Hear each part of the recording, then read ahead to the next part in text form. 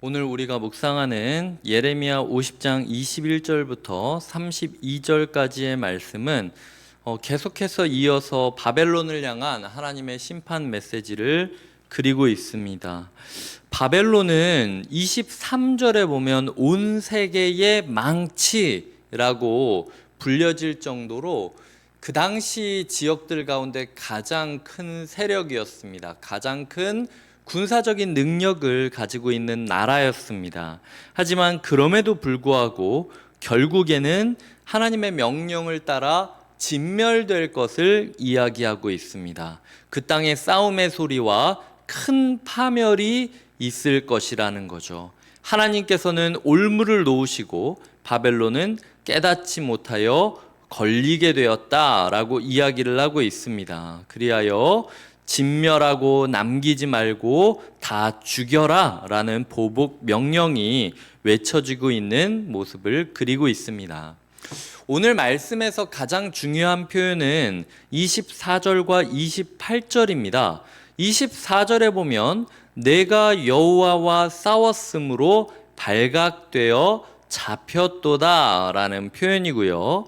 28절에 보면 바벨론 땅에서 도피한 자의 소리여 시온에서 우리 하나님 여호와의 보복하시는 것, 그의 성전에 보복하시는 것을 선포하는 소리로다 라고 이야기를 하고 있습니다.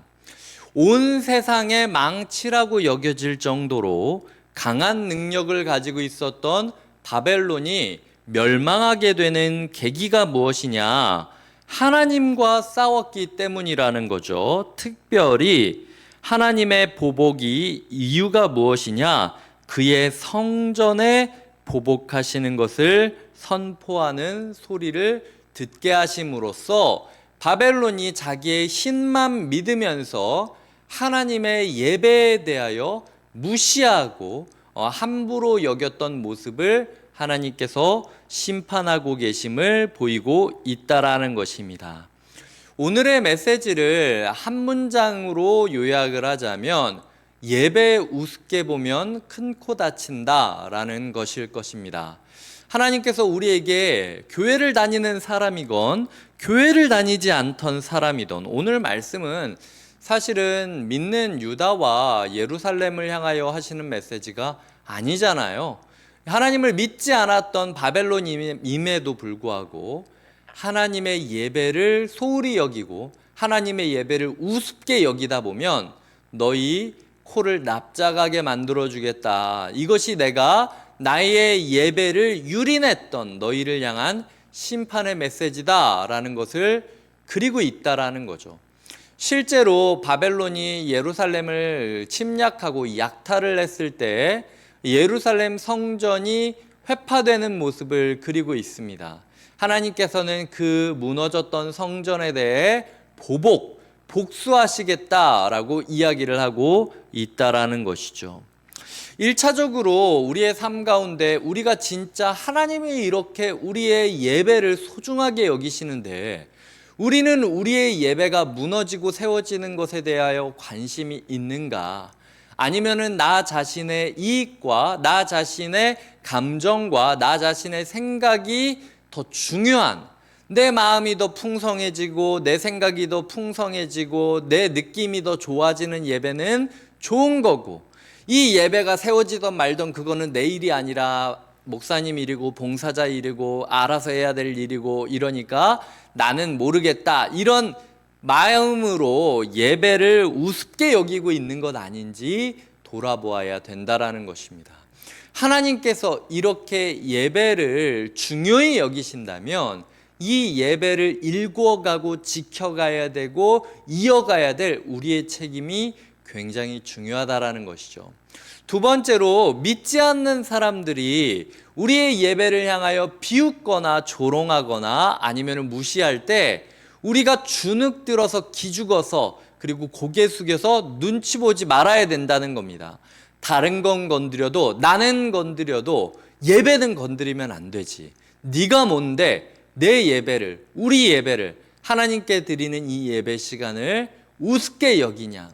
예배에 있어서는 우리가 조금 더 분노해도 돼요. 예배에 있어서는 우리가 조금 더 마음을 굳게 먹어도 된다라는 겁니다. 예배에 있어서는 우리의 삶이 하나님께 바로 세워져 있어야 될 필요가 있다라는 거죠. 다니엘이 창문을 열어서 성전이 있었던 곳을 향하여, 그 방향을 향하여 하루에 지정된 만큼 기도하며 습관을 쌓았다라는 것을 우리는 다니엘서를 통하여 볼 수 있습니다. 왜 하나님은 영으로 계시는 분인데 그 문 열고 해야만 하나님의 기도가 있습니까? 아니죠. 하나님은, 다니엘은 포로인 상황에서도, 정치적으로 자기의 입지가 불리한 상황에서도 창문을 열고 모든 사람들이 내가 성전을 그리워하고 성전을 기다리고 있고 성전의 회복을 꿈꾸고 있다라는 것, 그걸 위하여 기도하고 있다라는 것을 공개적으로 메시지를 외치고 있는 것이나 마찬가지였다라는 거죠. 그렇게 바벨론 한가운데에서 창문을 열고 기도했던 다니엘처럼 우리가 하나님을 예배하는 것을 우습게 여기는 믿지 않는 사람들, 하나님을 예배하는 것을 조롱하는 세상의 문화들 앞에서 예배다운 예배가 뭔지 보여줘야 된다는 거예요. 그 예배자로서의 절개를 보여줘야 되는 거고, 이들이 비웃을 때 분노할 줄 아는, 타협하지 않는 용기가 필요하다라는 거죠. 근데 우리는 다른 사람들이 우리의 예배에 대해서 이렇다 저렇다 얘기하면 아무 말 안 하고, 그리고 그냥 기죽어서 맨날 눈치 보면서 살고만 있고, 오히려 그 예배 무너지고 바벨론이 침략한 예배당이라 할지라도 하나님은 여전히 살아계시다. 네가 봤을 때 교회들의 예배가 약간 이상한 게 보일 수도 있고 좀 이해되지 않는 게 있을 수도 있겠지. 하지만 날 봐라. 예배자인 날 봐라.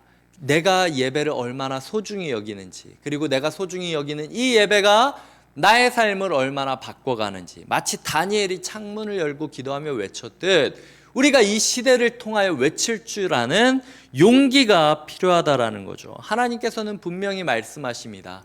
예배를 비웃었기 때문에 내가 너를 심판하겠다. 교회 다니지 않는 사람임에도 불구하고 예배는 함부로 비웃을 대상이 아니다. 이것이 하나님의 마음이었다라는 것을 우리가 기억해야 된다라는 것입니다. 이렇게 또 하루가 시작되고 하루가 지나갈 것입니다. 이렇게 예배의 날이 다가올 것이고 지난주 드렸던 예배의 시간이 지나갈 것입니다. 우리의 예배는 어떻습니까? 우리의 성전은 어떻습니까? 예수 그리스도와의 관계는 어떻습니까? 우리 공동체는 예배 공동체입니까? 하나님께서 우리가 예배자가 된다면 우리의 모습을 통하여 마음을 흐뭇해 하실 뿐만 아니라 우리의 예배를 회방하는 그 누구라 할지라도 분노하시고 복수하는 분이 되실 텐데, 우리는 그 예배를 소중히 여기시는 하나님을 믿고 살아가고 있습니까?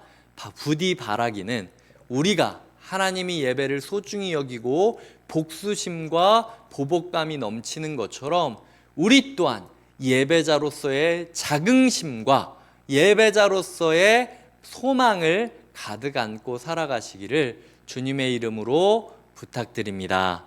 기도하시겠습니다. 하나님 감사합니다. 이렇게 한 주가 지나갑니다. 우리의 마음 가운데 예배자로서 나의 삶을 돌아보게 하여 주시고, 이 시대가 기독교의 예배를 조롱하는 가운데 하나님의 이 메시지가 그들에게 어떻게 전해져야 되는지 우리가 고민하며 하나님의 메신저로서 창문을 열고 성전을 향하여 기도했던 다니엘을 닮게 하여 주시옵소서. 감사하고 예수님의 이름으로 기도드립니다. 아멘.